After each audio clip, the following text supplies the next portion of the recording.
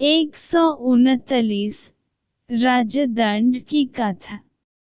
राजदंड की कथा। महर्षि अगस्त्य से श्वेत की कथा सुनकर श्री रामचंद्र ने पूछा, मुनिराज, कृपया यह और बताइए कि जिस भयंकर वन में विदर्भराज श्वेत तपस्या करते थे, वह वन पशु पक्षियों से रहित क्यों हो गया था? रघुनाथ जी की जिज्ञासा सुनकर महर्षि अगस्त्य ने बताया, सतयुग की बात है, जब इस पृथ्वी पर मनु के पुत्र इक्ष्वाकु राज्य करते थे। राजा इक्ष्वाकु के 100 पुत्र उत्पन्न हुए। उन पुत्रों में सबसे छोटा मूर्ख और उद्दंड था। इक्ष्वाकु समझ गए कि इस मंदबुद्धि पर कभी न कभी दंडपात अवश्य होगा, इसलिए वे उसे दंड के नाम से पुकारने लगे। जब वह बड़ा हुआ तो पिता ने उसे विंध्य और शैवल पर्वत के बीच का राज्य दे दिया।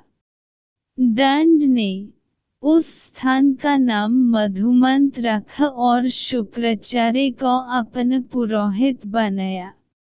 एक दिन राजा दंड भ्रमण करता हुआ शुक्राचार्य के आश्रम की ओर जा निकला।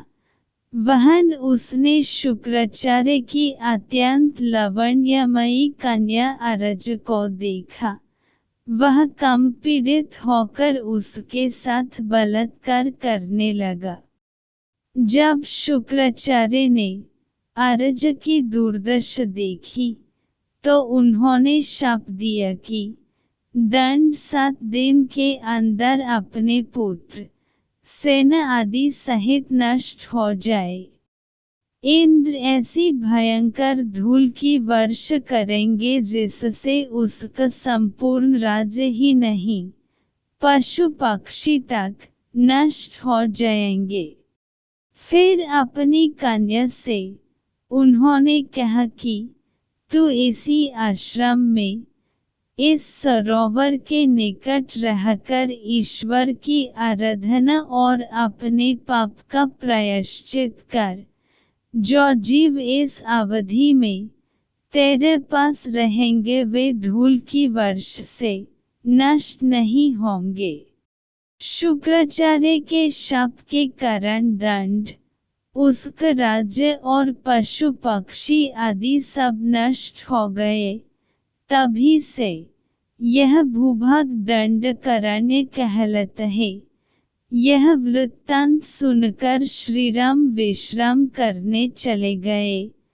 दूसरे दिन प्रातःकाल वे वहां से विदा हो गए।